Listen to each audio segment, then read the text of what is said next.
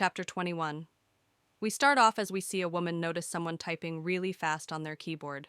We see that it's the MC's mother typing really fast. The woman tells her that she looks kinda happy today. The mother turns around as she looks confused. The mom asks her if it was really showing on her face. The woman replies and says, "Of course, I can feel the aura of happiness radiating from here." She continues and asks the mom if she's thinking about a nice gentleman. The mom replies and says, "If you're asking if he's a good guy, yes, he's a good guy." The mom smiles and says that she and her son are getting along well lately. Hearing this makes the woman think that it's just her son and congratulates the mom. The mom looks pleased and smiles. The woman walks away as she says, "Then I guess you'd want to go home early, but don't forget about tonight's drinking party, okay?" The mom replies and says, "Of course."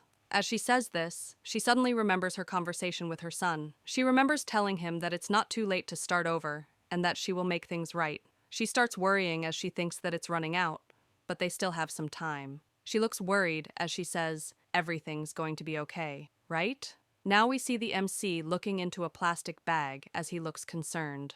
We see that he's looking at a bunch of peaches as he wonders if he bought too much. He thinks that he accidentally listened to an old man's story and ended up getting a special favor. As he recalls this, we see the old man crying as he tells the MC to take the peaches as he sits there. He recalls this and thinks that he bought too much, or rather received too much. As he looks at the peaches and says that no matter how he looks at it, there are way too many for just a family of 3. As he's saying this, we see someone ride up on a bike and greet him. He turns around and sees that it's a woman on the bike. He gets cautious and tells her that they're good on female thieves, so he'll pass. As he says this, the woman removes her helmet and says, "That's terrible, Yukito-kun." As she removes the helmet, he sees that it's Himiyama. She looks all sexy and hot as she says, "You called me a thief." The MC looks at her and thinks that this is far from her usual image, and says, "You can ride a motorcycle, huh?" She replies, and tells him that she wouldn't say that it's a hobby, but she always liked driving. But cars are difficult to maneuver and can become inconvenient. She smiles and tells him that next time she'll prepare a helmet for him too. She's always dreamed of touring with 2 people, so she's really looking forward to it. He gets worried and says, "Why do I feel so anxious about that?" She puts a sexy pose and tells him that it's okay, even if he dives on her. Hearing this from her makes him say she must be a female thief after all. She looks at the MC's hands and asks him what's that in his hand and that it looks heavy.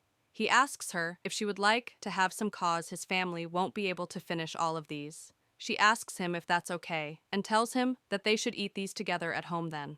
Hearing this makes him scared, as he thinks that he let his guard down. Now he'll end up going to Himiyama's house again naturally. He thinks that now that it has come to this point, he has to lie to get out. He bows down and apologizes to her and tries to say that he's busy, but he screams, "I don't have any plans." Hearing this makes Himiyama very happy. The MC beats himself and says that he's such a stupid, honest idiot. Now back at her house, we see her peeling the peach as she tells the MC that she met her older brother. Apparently he's getting married, so they met for the first time in several years for him to announce the news. But even on occasions like this, it seems like there's hardly any time to relax. The MC congratulates him and asks her what kind of job he has. She replies and says that you could call it government work, but everyone in her family is excellent except for her.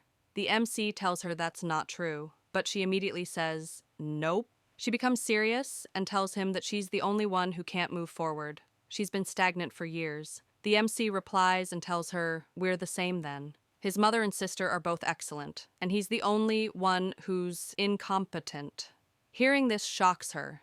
She immediately goes to him and comforts him by saying that it's not true. He's always trying his best after all. Seeing her worried face makes the MC think, why is she always so concerned about him? He thinks that no matter how hard he practices basketball, if he can't play a match, it's meaningless, and studying hard is pointless. It's just a way to fill in serious gaps in his school report card. There's no plus side to it, just constantly covering up the negatives. Even romance is like that. He admired people in a simple way, but he ended up feeling drained from interacting with them. He wonders if Himiyama-san feels the same too. As he thinks this, we see Himiyama apologizing to him for telling a boring story and tells him that they should start eating. He looks at her and questions himself. Has he by chance met Himiyama-san before? From the moment they met, her intimacy was off the charts. Even he felt a little uncomfortable. If so, then why is Himeyama-san treating him like it's the first time they've met? He questions himself if he can't remember, or does he not want to remember? Himeyama-san may have been a part of his forgotten past. He sits there thinking seriously. He has to forget the painful past. If he doesn't erase it, he wouldn't have been able to keep himself together. He squeezes his hands together and thinks that trying their best, just living in the present, is the best they can do, so they continue to pretend not to know each other. As she sits next to him, he thinks that surely is the only right answer. Now we see Himeyama-san eating the peach with great joy as she tells him it's delicious. Is it okay to have this much? He looks awkward as he tells her that it's okay because he got some extra for free from the vendor. He quickly grabs more peaches and thinks that he has to focus on eating the peaches. No matter how seductive it looks, under any circumstances, he shouldn't eat the peaches next to him. As he averts his gaze from her peaches, he tries to talk about celestial peach. As she sticks to him, she says, "Celestial peach? I wonder if it was a peach that was eaten by a hermit. I think this is just a normal peach, though." As the MC sweats, he thinks, "In this season of thin clothing, those soft upper arms pressed against me feel beyond peaches. They're like celestial peaches. Or rather, even the sensation of the front is being directly transmitted." As he munches on the peaches, he thinks that he can't taste anything because of the tension. Himeyama sees his troubled face and asks him what's wrong and why he's drenched in sweat. He replies and tells her that he was just thinking about this outrageous peach.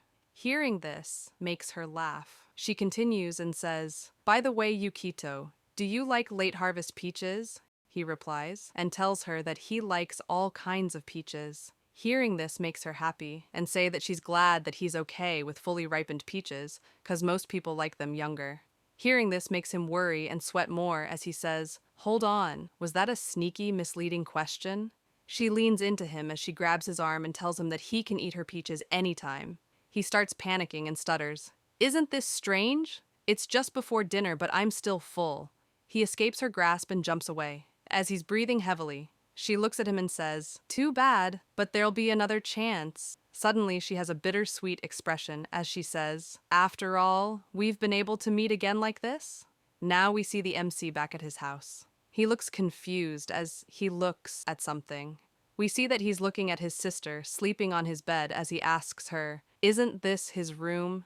She replies and says, "I know that, though." Hearing this makes him say, "Your anger and defiance is so brazen." She thanks him for saying that. He tells her that he's not praising her, though. As he's talking to her, he thinks that for whatever reason, his sister is chilling in his room again today. She's so confident about it that he almost mistook her as himself. His sister is extremely overprotective.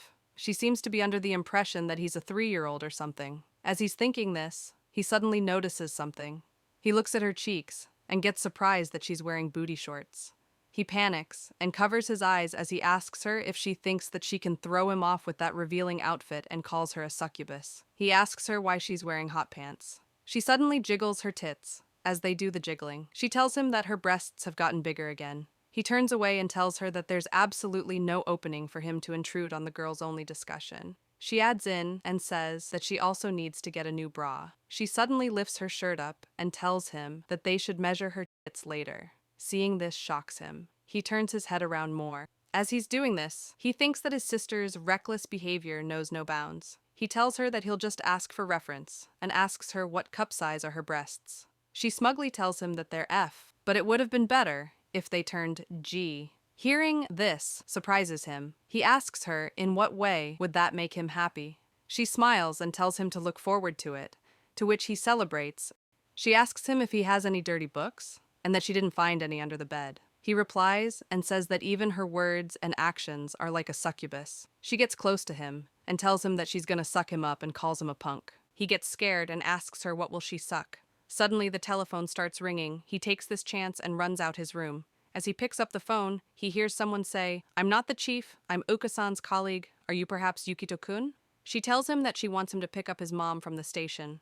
She tells him that she wanted to take a taxi, but his mom didn't tell her if she wanted one, because she's drunk and passed out. It's dangerous for her to go home alone like this. He tells the colleague that he understands, and that he will head there immediately. As he's going, he thinks that it's rare for his mom to get drunk, and wonders why he was asked to pick her up. Now we see him at the station, running towards them as he apologizes for making them wait. As the colleague is supporting the mom, she introduces herself as the mom's subordinate, and her name is Hiragi Haruka. The MC thanks her for bringing his mom there. Haruka tells him to not worry about it. It's the chief's request after all. Also, there's something she wants to talk about with him. Hearing this confuses the MC. Haruka takes him to the side and whispers to him that his mom is usually not like this, but she was in a good mood today and drank too much. The mom said that she was happy to be able to make up with him. Hearing this makes him say, "Is that so? We weren't fighting or anything, though?" Haruka suddenly looks at his mom and asks him, "Isn't she beautiful?" The MC agrees with her and says that even as her son, he does find her fairly attractive. Haruka replies and says that's why the chief is so popular. Today was a tough day because all the guys came over. He apologizes to her for the inconvenience. She replies and says, "That's fine, but let me put it in another way. I'm sure this is something Yukito-kun doesn't want to hear.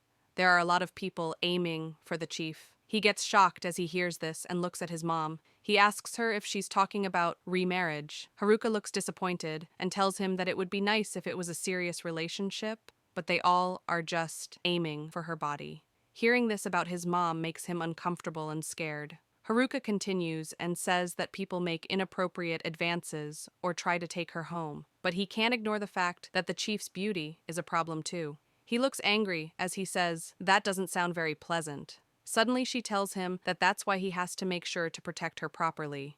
His mom is usually pretty strong, so it's fine, but that kind of thing might happen. As he sits there and supports his mom, Haruka tells him that she's sure that he's the only one the chief can rely on. The MC looks serious as he says that if his mom plans to remarry, he won't object. Of course, he doesn't want her to only have a physical relationship with others. Haruka thinks a bit and says, "I don't think that's what she intended." Hearing this confuses him. Haruka tells him that the chief is always thinking about him. Haruka thinks of how the face his mom was making before when they talked about him, but tells him that there's nothing more she can say and goes home. As she goes away, she tells him to please keep a close eye on the chief. As she says this and goes, we see the MC sitting there as the mom is all comfortable with him. Now we see the MC and the mom walking home. She apologizes to him for the inconvenience. He tells her not to worry about it. As the mom is taking his support and walking, she asks him what was he talking about with Haruka earlier. Before he could say anything, the mom gets angry and asks him if she confessed her feelings to him and that she won't tolerate anything like that with her subordinates. He looks tired as he tells her that people won't just confess to someone they just met for the first time. The mom looks angry as she asks him how can he be sure and that he has hypnotic mystic eyes. Hearing this confuses him as he says that this is the first time he's heard of it. She pouts and asks him why is he so popular then? He tells her maybe because he's her child. Hearing this confuses her. He tells her that she is popular too. She tells him that she's already old, so that's not the case anymore. He replies that Haruka mentioned that she's super popular with the guys at work. That was kind of uncomfortable for him. She laughs and apologizes to him for making him feel that way. As she's leaning on him, she tells him that she doesn't usually do this, but she drank a bit too much today. In the end, men who came at her in this kind of moment, they'd totally go for anyone. He replies and tells her that he won't object if she wants to remarry, but he doesn't want her to be with someone like that. She tells him that she doesn't even want that kind of sex friend type of partner either. Furthermore, she doesn't have any intention to remarry. He asks her why. She tells him that she already has him after all. He tells her that doesn't explain anything. Suddenly, she cheers up and hugs him as she tells him that it's fine and that's enough to make her happy right now after all. As she's hugging him, her breasts press onto him. He tells her to not move too much as something soft is hitting him.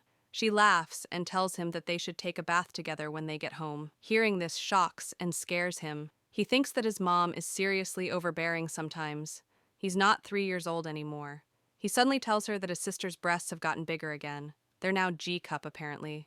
The mom proudly puts her chest out and smugly tells him that it's still her win then. Her breasts are H-cup after all. Hearing this makes him say, that was quite the bombshell, but is there really any need to compete with her?